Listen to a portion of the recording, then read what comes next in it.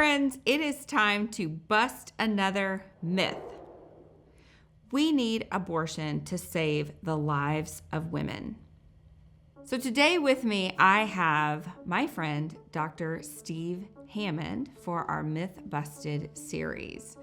Dr. Hammond is a former abortion provider. He performed over 700 abortions many years ago, but now he is fully pro-life. He is redeemed. He is a man of God, and he has delivered over 4,000 precious babies.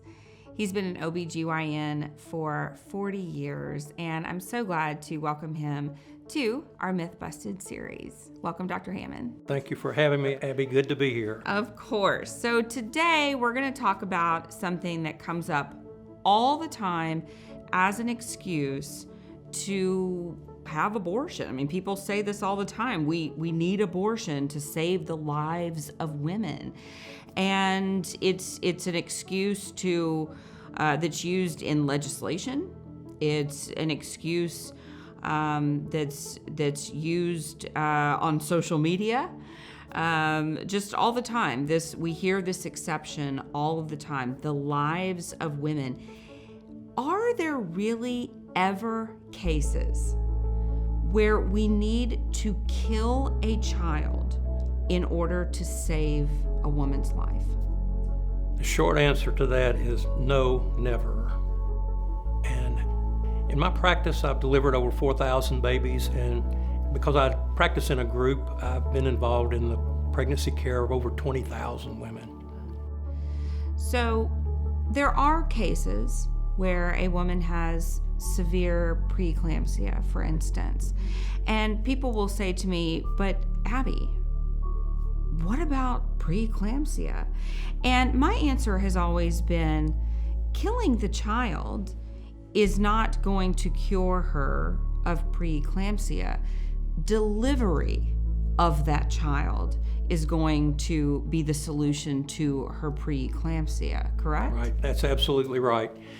The patient comes in with high blood pressure and protein in the urine and sometimes liver enzyme elevation. So these are really serious medical conditions caused by the pregnancy. And we don't really understand preeclampsia, why it happens. But as you mentioned, the solution is to deliver the baby. Now, fortunately, the vast majority of these occur late in pregnancy, where viability of the baby is not an issue. Sometimes this happens at the cusp of viability, and that's where the confusion arises. At the cusp of viability, and I'm using a 23, 24 weeks, it rarely happens that preeclampsia will happen. We will have other conditions like abruption of the placenta previa that can happen at those early gestational ages. But in those cases, it's always get the baby out, because this reverses the immunological defect that's probably at the basis of the preeclampsia to begin with. So once the baby is removed and the patient is treated and got their blood pressure down, and over time the body will heal itself. But again, the whole crux to this thing is to get the baby delivered and not to kill the baby. The baby doesn't need to be killed. Even in those cases where the baby is very early, these preeclampsia and these other situations we talked about, many times will stress the baby in utero, and that will cause the baby's cortisol levels to increase, and it actually promotes fetal lung maturity. So some of these babies that are born really early do quite well when they're born. So abortion is never needed to save the mother's life. Now, we don't want to confuse that with things like ectopic pregnancy. I've actually seen a pregnancy in the fallopian tube several times, seen a pregnancy in the fallopian tube with a beating heart. The unfortunate thing about that is that baby is implanted in a place it can never grow. But the abortion laws have nothing to do with that. That's an intervention that's necessary.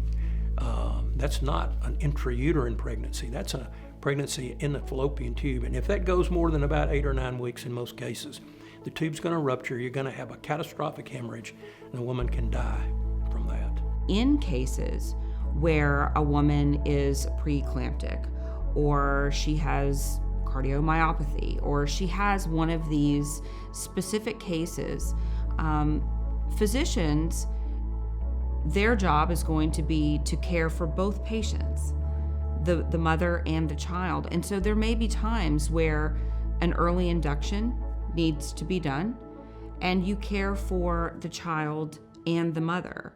But an abortion, killing that child in the womb, is not going to cure the mother of whatever her physical illness is. The delivery is what is going to actually cure the mother. That's well spoken, well said, and absolutely true. Now, there are also times where a mother might need to deliver her child, let's say at 18 weeks. And that baby may pass away. And some people may say, well, that's the same as having an abortion. But it's not the same as having an abortion. Why is it not the same as having an abortion? I can't think of too many examples of what you've just described that they would be required to have their baby at 18 weeks, unless the baby has expired inside the uterus. That's called a missed abortion. Again, using that same term again, where there's no fetal heartbeat. Unfortunately, that happens occasionally, and we have to induce labor, and she has to pass that tissue. There's no other way. That is not an abortion, as we're talking about. The baby has, we call it an intrauterine fetal demise. The baby has died in utero. A very sad thing. I had an occasion where a woman had a placenta accreta, where the placenta actually implanted in an old cesarean scar, and the placenta was growing into the womb itself. And she had catastrophic hemorrhage at about 20 weeks. And we had nothing else to do. She wound up having what we call a cesarean hysterectomy. These are extreme exceptions we're talking about.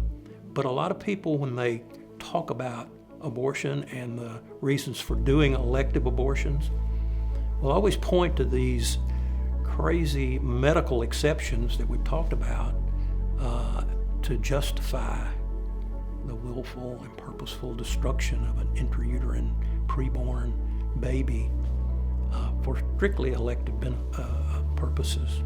And that, what you just described, was not willful. No. It was not willful destruction of a child. That was to save the life of that mother. And this child's dignity was still upheld because that child was not directly killed by abortion. It wasn't the primary purpose of the intervention. Right. And I think that's the important distinction to make here. It's not the primary purpose of the intervention. When an abortion is a failed abortion, you know what that means? That means the abortionist didn't kill the baby. It was failed because they didn't kill the baby. That was the purpose of the intervention in that case, was to remove the pregnancy. And of course, the purpose of an abortion is to stop the pregnancy from developing so the woman will not carry the baby to term and have a child. That's the purpose of doing an abortion. Right.